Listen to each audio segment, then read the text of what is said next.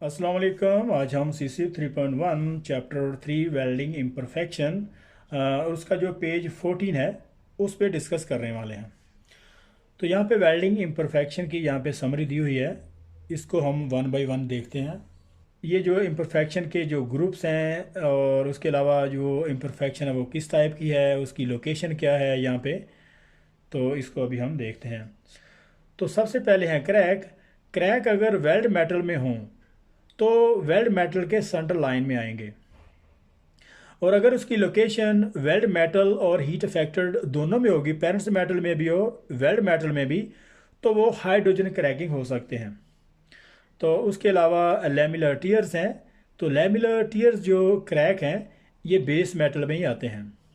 तो नेक्स्ट हमारा नंबर 2 है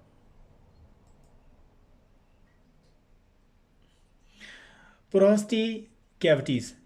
तो पोरोसिटी कैविटीज़, तो पोरोसिटी जो है ये डैम्प इलेक्ट्रोड की वजह से, अगर हमारे डैम्प इलेक्ट्रोड में नमी है उसमें उसको प्रॉपर तरीके से उसको बैक नहीं किया गया तो उसमें पोरोसिटी आने के चांसेस होते हैं। और उसके अलावा गैस पोर्स है, और वन इक्वल और स्मॉलर देन 1.5 मिलीमीटर अगर डायामीटर है तो वो अनक्लीन प्लेट पाइप की वजह से आएंगे। उसकी लोकेशन क्या होगी कि अगर प्लेट को प्रॉपर तरीके से क्लीन नहीं किया गया तो गैस पोर्स परास्ती आएगी। तो उसका जो डायमीटर कितना होगा 1.5 मिलीमीटर या 1.5 मिलीमीटर से कम। उसके बाद प्रोस्टी कैविटीज़ में ब्लो होल है। तो अगर ब्लो होल का diameter greater than 1.5 millimetre diameter होगा तो लॉस ऑफ गैस शील्डिंग की वजह से। तो अगर कहीं से जो शील्डिंग गैस है वो लॉस लीक हो रही है, अगर आर्गन टॉर्च कहीं से लीक हो रही है या रेगुलेटर, तो उसकी वजह से आर्क ब्लो आएगा। उसका डायामीटर जो होगा ग्रेटर देन 1.5 मिलीमीटर डायामीटर। तो नेक्स्ट हमारा श्रिंकेज कैविटी है। श्रिंकेज कैविटी किस वजह से आती है? ये वेल्ड मेटल की हाई डेप्थ विद रेशो की वजह से। श्रिंकेज कैविटी किस वजह से आती है? वेल्ड मेटल की हाई डेप्थ विद रेशो की वजह से। अगर एक ही पास में उसकी जो हम वेल्ड डिपॉजिट कर रहे हैं उसकी डेप्थ ज़्यादा होगी, अगर उसकी विड्थ कम होगी, तो उस वजह से श्रिंकेज कैविटी आने के चांसेस होते हैं। तो नंबर हमारा 3 है सोलर इंक्लूजन। सोलर इंक्लूजन किस वजह से आता है? तो slag manual metal arc welding है और सब मेर्ज आर्क वेल्डिंग जो प्रोसेस में जो है वो फ्लक्स इस्तेमाल होते हैं उसमें स्लैग आने के चांसेस होते हैं। तो आता किस वजह से है? पोर इंटर रन क्लीनिंग की वजह से। उसकी लोकेशन क्या होगी?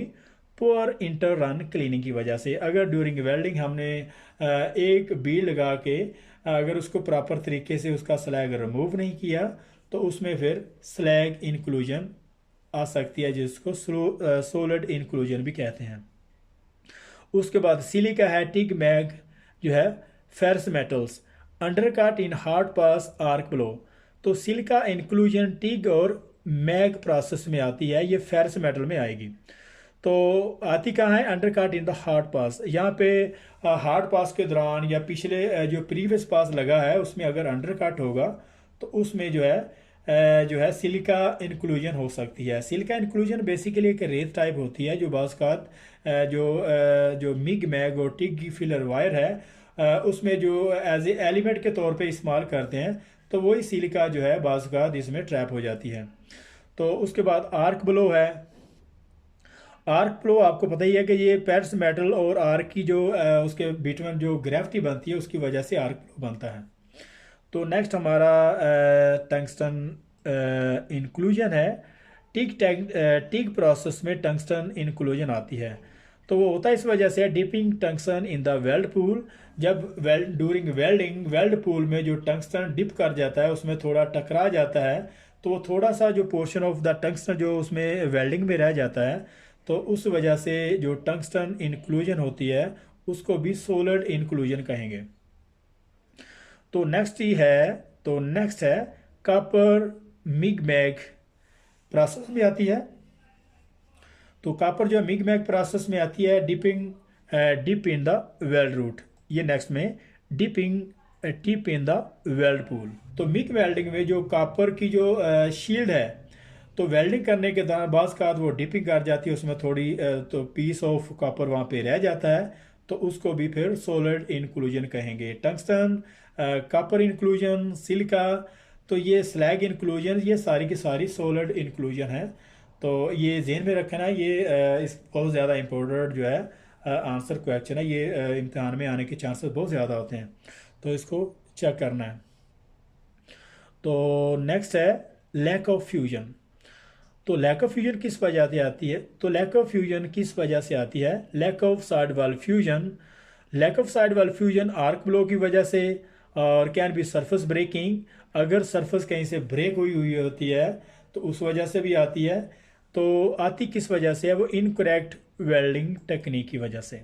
सोलर लैक ऑफ फ्यूजन जो है ये बेसिकली इनकरेक्ट वेल्डिंग टेक्निक की वजह से आती है। उसके बाद जो आर्क ब्लो का होता है, और जो लैक ऑफ साइड वाल फ्यूजन होती है, और इनकम्प्लीट जो है फिलड ग्रूव की वजह से।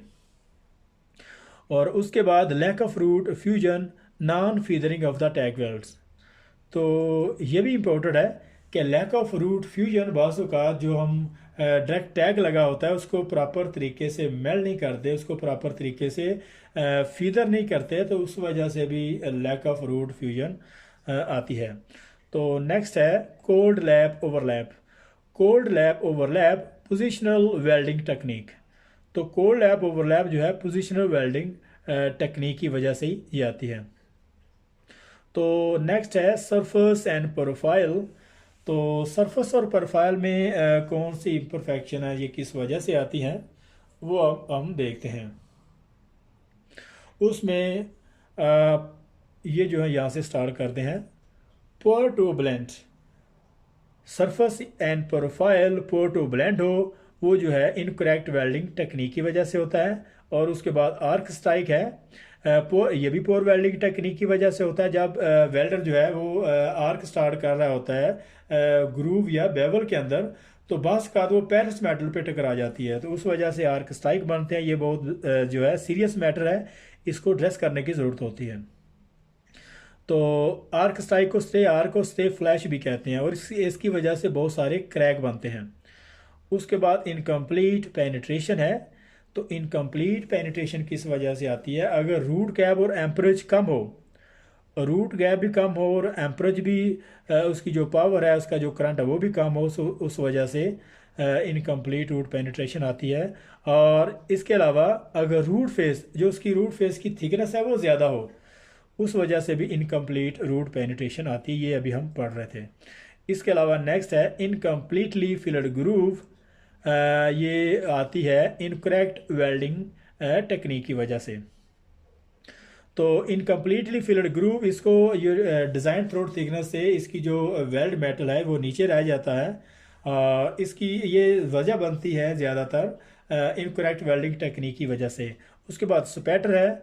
तो स्पैटर जो डैम्प कंज्यूमेबल्स हैं, जो डैम्प इलेक्ट्रोड हैं, उसकी वजह से, या फिर हमारी जो आर्क है, जो एम्परेज है वो बहुत ज़्यादा हो, तो उस वजह से भी ये फिनोमेना होता है। उसके बाद बल्बस काउंचर है, ये भी हम ये पढ़ रहे हैं। तो बल्बस काउंचर एक उभरा हुआ एरिया होता है, ये विजुअल बल्बस काउंचर एक उभरा हुआ एरिया होता है, वो इंडिविजुअल पासेस की वजह से जो है क्रिएट होता है। तो अभी इनकरेक्ट वेल्डिंग टेक्निक की वजह से आता है। उसके बाद अंडरकट है। Undercut too high an amperage for welding technique. तो अंडरकट टू हाई एम्परेज की वजह से, अगर करंट बहुत ज़्यादा तेज़ है, अगर हॉरिजॉन्टल में उसको वेल्डिंग कर रहे हैं, तो अंडरकट जो है हाई एम्परेज की वजह से बनता है। उसके बाद surface and internal poor welding technique की वजह से है। और नेक्स्ट है श्रिंकेज ग्रूव रूट। यहाँ से इसको पढ़ते हैं। श्रिंकेज ग्रूव रूट्स, ये कॉन्ट्रैक्शनल स्ट्रेसेस की वजह से बनता है। और उसके अलावा रूट कनकेविटी है टू हाई ये गैस प्रेशर। जब स्टेनलेस स्टील की वेल्डिंग कर रहे होते हैं, उसमें प्रेशर गैस का पर्च गैस का प्रेशर अगर ज़्यादा हो, तो वो अपनी तरफ से सक बैक करता है, उसको पीछे की तरफ खींच लेता है। तो वो रूट कनकेविटी बस का अगर फेरस मेटल में भी हो, तो वो ये होता है कि अगर उसका जो रूट गैप ज़्यादा हो और अगर उसकी जो रूट बीट है वो थिनर में उसको डिपॉजिट की गई है और ऊपर से हार्ड पास ज़्यादा हार्ड लगा दिया बहुत ज़्यादा मोटी थिकनेस में, तो उस वजह से भी वो सक बैक होता है, उसको रूट कनकेविटी कहते हैं। तो नेक्स्ट है एक्सेस पेनिट्रेशन। तो excess penetration too large root gap amperage. अगर रूट गैप हो और एम्परेज जो बहुत ज़्यादा हाई हो, बहुत ज़्यादा रूट गैप ज़्यादा हो और एम्परेज बहुत ज़्यादा हाई हो, उसकी वजह से भी एक्सेस पेनिट्रेशन होती है। और इसके अलावा बर्न थ्रू है टू स्मॉल रूट फेस।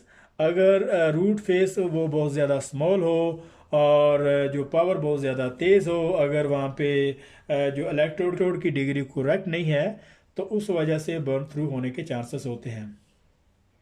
तो नेक्स्ट है क्रैटर पाइप मैग्नेटिक वेल्डिंग। तो यहाँ से इसको स्टार्ट करते हैं। Crater pipe magnetic welding. तो इनकरेक्ट करंट स्लोप आउट की वजह से क्रैटर पाइप ये मेनली टिक वेल्डिंग में होता है। जब हम वेल्डिंग को स्टॉप कर रहे होते हैं, टॉर्च वहाँ से उठाते हैं, तो इनकरेक्ट करंट स्लोप आउट ये डिवाइस होती है वेल्डिंग पावर प्लांट के ऊपर, वेल्डिंग मशीन के ऊपर। तो ये ऑटोमेटिकली जो इसको जब टॉर्च को जो स्टॉप करते हैं, उसको उठाते हैं, तो स्लोप आउट जो है क्या करता है कि उसको बड़ी जेंटली से उसकी जो पावर को रिड्यूस करता है। इस तरीके से वो जो उसका क्रैटर पाइप नहीं बनता। तो नेक्स्ट हमारी है मैकेनिकल डैमेज। तो मैकेनिकल डैमेज में हैमरिंग, ग्राइंडिंग मार्क्स वगैरह है, उसमें पुअर वर्कमैन शिप की वजह से, अगर वहाँ पे जो वर्कर काम कर रहे हैं वो फैब्रिकेटेड डिपार्टमेंट है, अगर उसकी जो स्किल अच्छी नहीं है, वो अनाड़ी है, तो इस वजह से ये हैमरिंग, ग्राइंडिंग मार्क वगैरह आने के चांसेस होते हैं। उसके बाद एंगुलर मिसअलाइनमेंट है, ये डिग्री में आता है poor fit up distortion technique की वजह से। इसको पढ़ रहे थे। तो पुअर फिट अप अगर हो तो उस वजह से भी जो है एंगुलर डिस्टॉर्शन आती है। और अगर पुअर फिटअप, अगर फिटअप पुअर ना हो, फिटअप बिल्कुल करेक्ट हो, एक्सए और क्यूसी में पास हो, तो उसके बाद डिस्टॉर्शन की वजह से भी एंगुलर मिसअलाइनमेंट आ सकती है। अगर हम इसको बैलेंस में वेल्डिंग नहीं करते, तो ये एंगुलर मिसअलाइनमेंट आएगी। तो उसके बाद लीनियर मिसअलाइनमेंट है, उसको मिलीमीटर में मेजर करते हैं। ये पोर फिटअप की वजह से आता है। उसमें जिग्स, फिक्सर, क्लम्प वगैरह अगर प्रॉपर तरीके से नहीं लगे, उसको टैग प्रॉपर तरीके से नहीं लगा, तो उस वजह से भी लीनियर मिसअलाइनमेंट आ सकती है। उसको मिलीमीटर में मेजर करते हैं। और नेक्स्ट हाइलो है।